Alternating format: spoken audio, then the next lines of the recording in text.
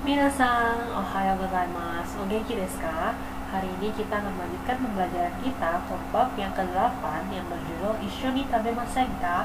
Atau dalam bahasa Indonesia artinya adalah maukah kamu makan bersamaku? Nah, di bab kali ini bertujuan untuk mengajarkan kalian supaya kalian dapat menyatakan kalian makan apa. Terus kalian juga dapat menyatakan kalian makan di mana dan kalian makan sama siapa. Tentunya masih berhubungan dengan lingkungan sekolah ya. Lalu selain itu juga kalian akan belajar untuk mengajak teman kalian untuk makan bersama dan meresponi ajakan teman kalian, apakah kamu mau terima atau mau kamu tolak. Oke, kita langsung masuk ke kosakatanya. Kosakata yang kita pelajari ini adalah makanan yang biasanya kita bawa ke sekolah atau biasanya dijual di kantin sekolah. Terus kosakata tentang tempat-tempat biasanya kita makan di sekolah dan juga teman yang biasanya menemani kita makan di sekolah. Nah, yang pertama, nani o tabemasu ka? Apa yang kamu makan di sekolah? Ada beberapa menu nih. Yang pertama ada mie ayam. Lalu yang kedua ada ayam goreng. Lalu selanjutnya juga ada mie baso. Ada roti, pang. Nah, jadi kalau yang lain-lain biasanya kita cuma pakai huruf katakana karena mereka adalah menu-menu dalam bahasa Indonesia yang dibahas untuk makan, sehingga akan menggunakan huruf katakana untuk menuliskan bahasa Jepangnya. Selain keempat ini ada juga mie goreng dan ada juga nasi goreng. Nah, biasanya kalian favoritnya bawa makanan apa nih ke sekolah? Kalau aku biasanya sih bawa roti karena roti itu paling simple. Pango tabemasu. Oke, sekarang kita lanjutkan lagi ke kosakata tentang doko de tabemasu ka? Makan di mana, kita makan di mana. Ini adalah tempat-tempat di sekolah ya. Jadi ruang lingkupnya kita masih belajar di dalam sekolah. Yang pertama ada kyoshitsu. Kyoshitsu atau artinya adalah ruang kelas.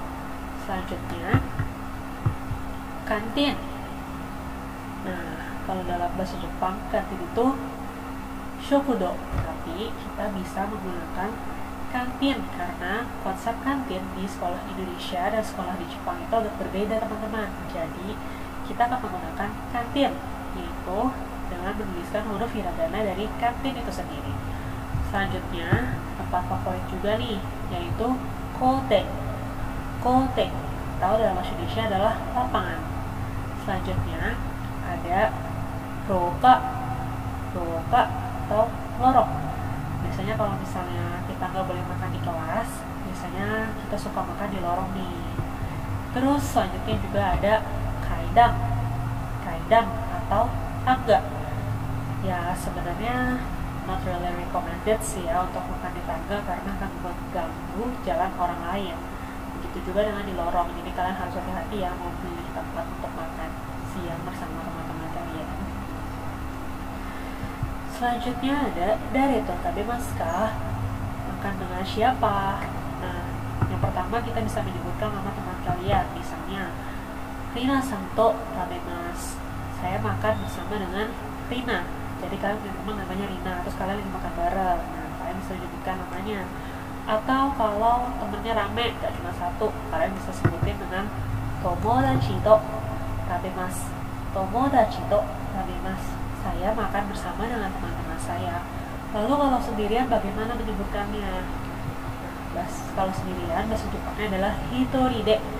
Jadi kalian bisa menggunakan hitoride tabemasu. Saya makan sendirian. Apakah kalian mendengar perbedaannya?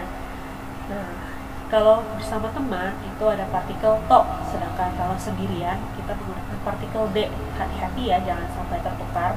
Jadi tomodachi to tabemasu dan hitoride tabemasu. Saya makan bersama teman dan saya makan seorang diri. Kita langsung masuk aja ke pola kalimatnya untuk menyatakan kalian makan apa, makan di mana, dan makan bersama siapa. Nah, semuanya itu berpatok dari partikel-partikel berikut ini. Jadi kalian harus hafal dan memahami fungsi-fungsi dari partikel berikut ini. Yang pertama adalah partikel o. Partikel O ini berfungsi untuk menandakan objek dari sebuah kata kerja. Jadi misalnya kalau di sini kita lagi ngomongin kata kerjanya makan. Nah, objeknya adalah apa yang kita makan. Nah, dari situ sudah ketahuan ya.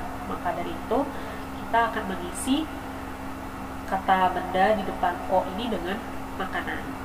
Nah, contohnya pang o tabemasu. Pang o tabemasu. Saya makan roti. Lalu kalau untuk bertanya, kalian juga bisa menggunakan nani o tabemasu ka? Nani o tabemasu ka? Apa yang kamu makan? Nah, itu adalah fungsi partikel o. Yang kedua adalah fungsi partikel de. De. Nah, de di sini artinya adalah di. Jadi untuk menunjukkan tempat terjadinya suatu kegiatan atau tempat kalian melakukan suatu kegiatan tersebut. Di sini lagi-lagi kita lagi ngomongin makan. Jadi bisa dikatakan de di sini adalah tempat untuk kalian makan. Contohnya seperti ini. Cafe de tabemasu. Cafe de tabemasu. Saya makan di kafe. Kalau misalnya di luar sekolah kan ada kafe ya. Atau kalau seandainya kalian mau ngomong di sekolah, lingkungan sekolah, kalian bisa bilang misalnya kalian makan di lapangan. Kote de tabemasu. Kote de tabemasu.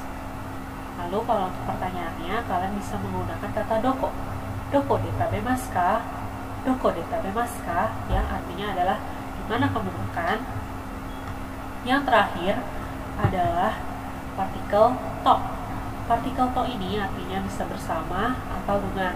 Nah, jadi ini digunakan untuk menunjukkan dengan siapa kamu makan di sekolah atau dengan siapa kamu melakukan suatu kegiatan. Nah, contohnya tomodachi to tabemasu. Tomodachi to tabemasu. Saya makan bersama dengan teman saya.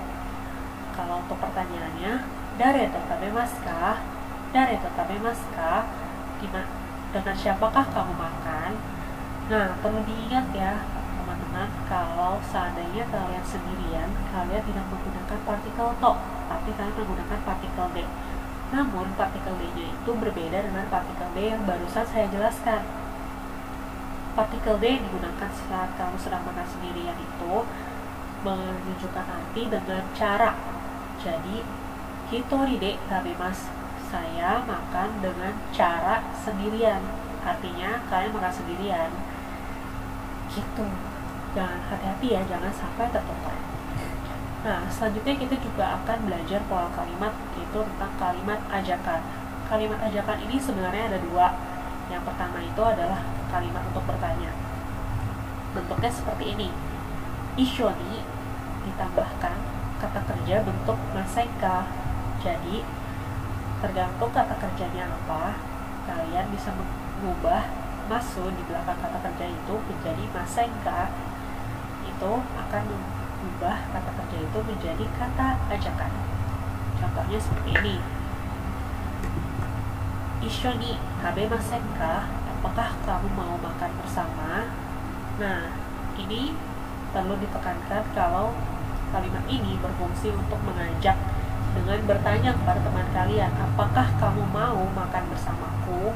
Atau apakah kamu mau melakukan kegiatan ini bersamaku? Ishoninya sendiri ini artinya adalah bersama. Jadi jangan sampai dilupakan ya kata ishoninya ini saat kalian sedang mengajak teman kalian untuk melakukan sesuatu. Yang kedua adalah bentuk kata kerja masho. Kata kerja masho ini juga bisa digunakan untuk mengajak teman kalian melakukan sesuatu. Itu rumusnya adalah dengan mengganti mas di belakang kata kerja menjadi masho. Nah, kalimat ajakan yang ini itu berfungsi untuk merespon kalimat ajakan pertanyaan dari teman kalian. Jadi misalnya teman kalian bilang, Ishoni tabemasen ka? Apakah kau mau makan bersamaku? Kalian bisa jawab, hai, tabemashou. Ya, ayo kita makan. Nah, jadi masho ini bisa diartikan sebagai ayo dalam bahasa Indonesia. Jadi kalau kalian bilang tabemashou, jadi kalian bisa mengartikannya ayo makan. Atau kalau kalian mau bilang ikimashou, bisa diartikan menjadi ayo pergi. Nah, lalu apakah kalimat ajakan ini hanya terbatas untuk merespon kalimat pertanyaan dari teman kita? Tidak, tapi kalimat ajakan ini juga bisa langsung kita ucapkan kepada teman kita yang kalau sekiranya dia kayaknya sih kemungkinan besar dia mau terima ajakan kita. Jadi kita nggak pakai nanya lagi. Kayak kalau dalam bahasa Indonesia kita juga bisa mengucapkan seperti yuk makan yuk. Nah kita nggak nanya kan sama teman kita kayak apakah kamu mau makan bersamaku, kan kita nggak tanya, tapi kita langsung bilang yuk makan yuk. Nah konteksnya seperti itu dalam penggunaan untuk masho ini. Jadi contohnya tabemashou. Nah teman kalian juga hai ikimashou, bisa kayak makan yuk gitu kan, terus kan oh iya ayo pergi. Nah jadi kemungkinan besar kayaknya teman kalian sih bisa terima ya ajakan kalian. Itulah yang menjadikan kalimat ini kalimat ajakan. Nah contoh kalimatnya seperti apa nih? Contohnya Issho ni tabemasen ka? Ii desu ne, tabemashou. Wah ide yang baik, ayo kita makan. Nah tapi misalnya kalian mau tolak itu juga bisa. Nah ini contohnya ya, Issho ni eigao mimasen ka? Issho ni eigao mimasen ka? Apakah kamu mau menonton film bersamaku? Nah jawabannya sumimasen, mata kondo onegai shimasu. Sumimasen, mata kondo onegai shimasu. Sumimasen artinya adalah maaf. Mata kondo onegai shimasu artinya ajak aku lain kali lagi ya. Jadi mungkin saat itu dia lagi gak bisa, jadi dia minta diajak lain kali untuk pergi bersama-sama. Atau kalian juga bisa menggunakan ungkapan chotto. Chotto ini artinya kayak tunggu deh gitu. Cuma sebenarnya orang Jepang itu biasanya nggak terbiasa untuk langsung menolak ajakan orang lain. Jadi kalau kita kan diajakin temen makan bareng yuk, kita bisa jawab nggak mau gitu. Tapi kalau orang Jepang itu biasanya mereka lebih cenderung sungkan, sehingga mereka itu jarang mengucapkan kata iye untuk menolak ajakan. Biasanya mereka langsung mengucapkan sumimasen atau chotto. Kyou wa chotto. Kalau hari ini kayaknya gitu. Tapi orang Jepang biasanya udah langsung tahu kalau lawan bicaranya mengucapkan kata chotto atau sumimasen, artinya ajakan mereka ditolak pada saat itu. Kalian bisa mengajaknya lagi di lain waktu. Nah, aku juga punya contoh percakapan tentang makan dan mengajak ini. Contohnya, Kyou wa gakkou de nani o tabemashita ka? Hari ini di sekolah kau makan apa? Ini bisa dikondisikan kayak kamu udah pulang ke rumah, terus mama kamu nanya, hari ini kamu makan apa di sekolah? Nah, karena itu sudah berlalu peristiwanya, makanya pertanyaannya pakai bentuk lampau, yaitu dengan menggunakan mashita. Kyou wa gakkou de nani tabemashita ka? Hari ini di sekolah kamu makan apa? Lalu bisa dijawab dengan makanan yang kalian makan pada hari itu. Misalnya di sini mi ayam o tabemashita. Mi ayam o tabemashita. Hari ini aku makan mie ayam. Lalu selanjutnya, so desu ka? Dare to tabemashita ka?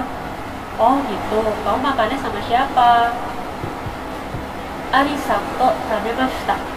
Ari-san to tabemashita. Aku makan hari ini sama temanku yang bernama Ari. Lalu, Kyoshitsu de tabemashita ka? Apakah kamu makannya di kelas? Lalu dijawab, iye, roka de tabemashita. Enggak, aku makannya di lorong. Lalu ada contoh percakapan yang lain.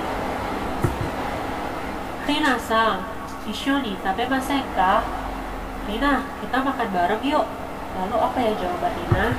Rina jawab, ii desu ne, tabemashou. Doko de tabemashita ka? Oh, ide yang bagus. Ayo kita makan bareng. Kita mau makan di mana?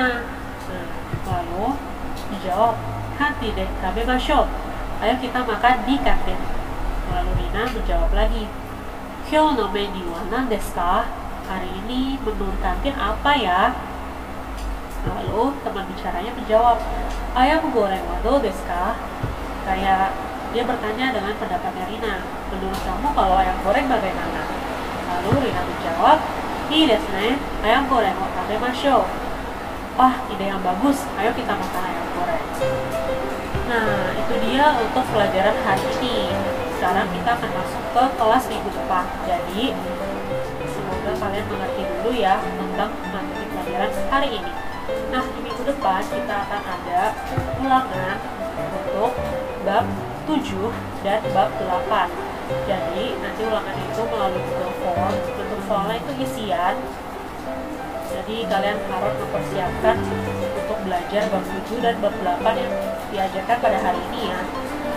Nah, ada soal tentang kosakata, pola kalimat, ada soal bacaan, dan juga ada soal tentang mendengarkan. Jadi kalian harus benar-benar memahami materi bab 7 dan materi bab 8 yang diajarkan pada hari ini.